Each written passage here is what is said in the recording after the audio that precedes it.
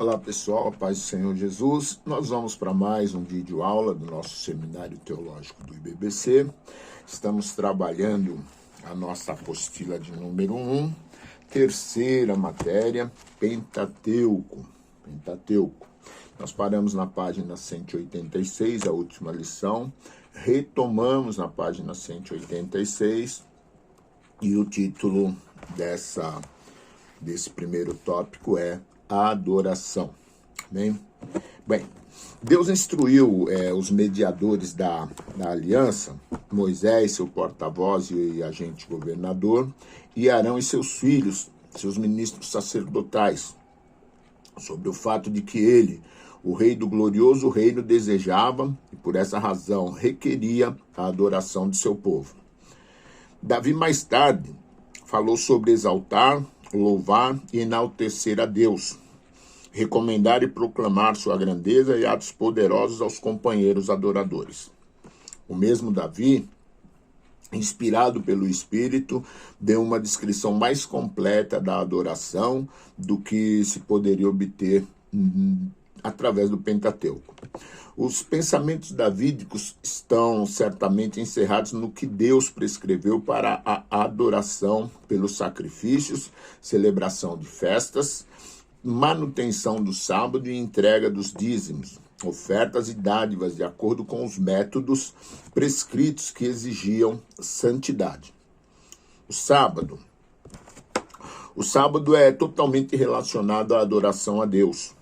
O quarto mandamento requeria uma lembrança do sábado e a sua manutenção como santo.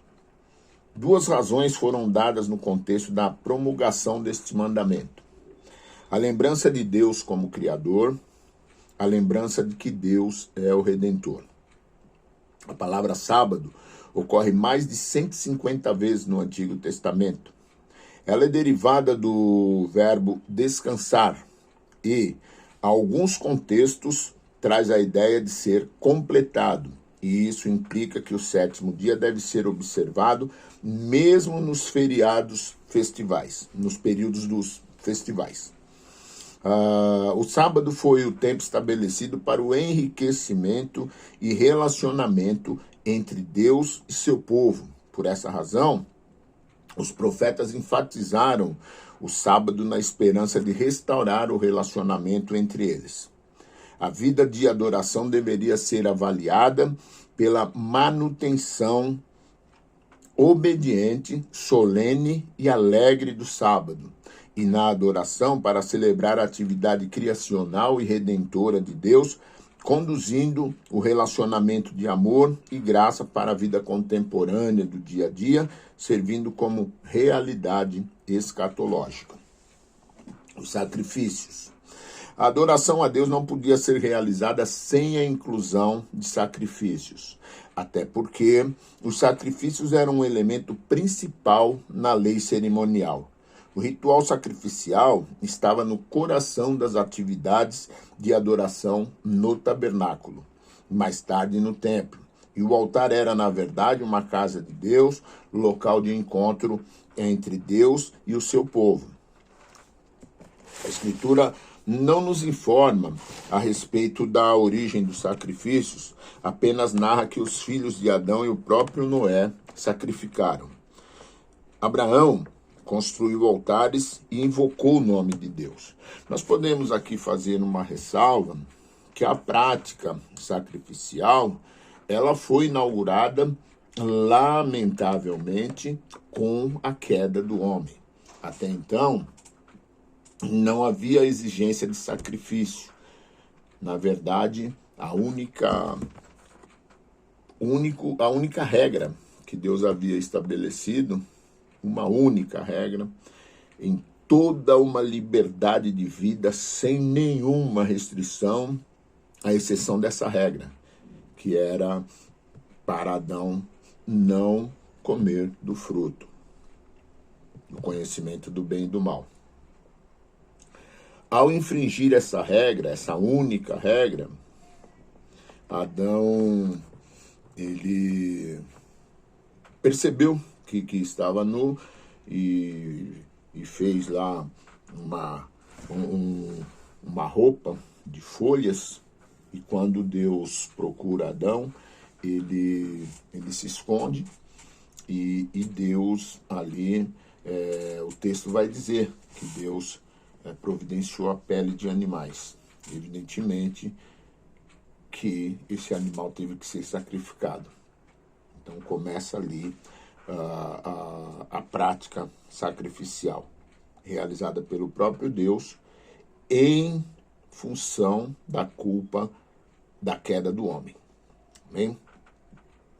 O livro de Levítico é a fonte bíblica principal de informação sobre todos os sacrifícios e rituais requeridos para este.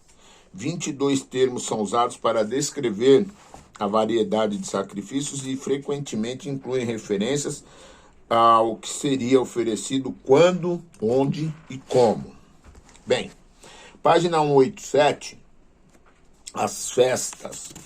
As instruções a respeito das festas que Israel deveria observar foram dadas e repetidas diversas vezes. A festa dos pães asmos e a Páscoa foram instituídas quando Israel estava para ser liberto do Egito. As 3 festas, tais como pães asmos, festa da cega e a festa da colheita, conhecida como festivais de peregrinação, deveriam ser consideradas como os festivais principais. Essas festas deveriam ser comemoradas dando conhecimento e louvor a Deus. Todos os homens deveriam se apresentar diante de Deus. As mulheres podiam comparecer, mas eram impedidas devido às suas responsabilidades maternais. Contudo, o homem, como cabeça, representava toda a família. Página 188, o papel messiânico. O papel messiânico é muito forte. O livro da Aliança relaciona as ofertas queimadas e as ofertas pacíficas a serem feitas durante 3 festas nacionais, dos pães asmos, das primícias e da colheita. Os capítulos de abertura de Levítico esboçam diversas espécies de sacrifícios, holocaustos, ofertas pacíficas, ofertas por pecados involuntários, ofertas pela transgressão e ofertas pela restituição. São também enumerados os festivais hebreus mais importantes: o sábado, a Páscoa, os primeiros frutos, as semanas, as trombetas e os tabernáculos. Dessa forma, para Israel, os sacrifícios e os festivais estavam todos interligados. Nesse último propósito expresso, que o conceito messiânico é mais claramente apresentado, seja em símbolos, sombras e prefigurações, os adoradores traziam os sacrifícios no Antigo Testamento. Os adoradores que traziam o sacrifício no Antigo Testamento não tinham a revelação plena do Novo Testamento, referente ao sacrifício perfeito de Jesus, uma vez que valeria de uma vez por todas, no que diz respeito ao sacrifício vicário, o sacrifício de sangue. Mas receberam algumas instruções básicas do ponto de vista mais amplo do conceito messiânico, as quais são anotadas em Levítico 1, do 1 ao 9. O adorador devia trazer um carneiro, cabrito ou novilho de seu próprio rebanho para servir de substituto. O adorador tinha que pôr a mão sobre a cabeça do animal numa transferência simbólica de pecado e culpa. O animal seria morto, os pecadores tinham que morrer por seu pecado e culpa, pois os mesmos traziam morte, mas o animal substituía o seu lugar. O sangue do animal imolado deveria ser recolhido e em seguida aspergido ao redor do altar pelos sacerdotes. E 5, a carcaça devia ser cortada e parte dela ou toda seria queimada como aroma suave a Deus. A expiação era feita pelo sacerdote por meio do sacrifício especificado. O termo expiação vem do verbo cobrir ou untar no hebraico. Traz também a ideia de reparação ou encobrimento. Agora na página... Bem, vamos terminar esse tópico. O sacerdote volta na página 189. O sacerdote como mediador diante de Deus devia declarar o adorador coberto ou desculpado. Ele não mais devia considerar-se exposto à ira de Deus diante do pecado e a culpa. Deus aceitaria o substituto, ele estaria aplacado e sua ira contra o pecado seria coberta. O adorador pecaminoso era agora um adorador purificado e a paz e a reconciliação eram firmadas com Deus. No livro de Levítico, a frase fazer expiação é seguida do verbo perdoar. Essa expressão enfatiza a ideia de uma remoção completa do pecado. Em alguns momentos, o bode expiatório sobre o qual as mãos foram postas era deixado vivo, mas mandado embora carregando simbolicamente o pecado e a culpa humana, indicando a anulação ou cancelamento de qualquer débito de pecado.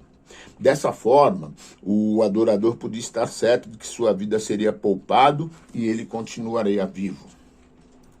O sangue do animal substituto a ser recolhido e aspergido de vários modos em várias partes do tabernáculo, revela que o sangue do sacrifício tinha um papel importante, uma vez que a vida da carne está no sangue, e com isso o sangue seria suficiente para expiação e perdão. Essa importante passagem faz uma afirmação profunda: a vida tem que ser substituída por vida.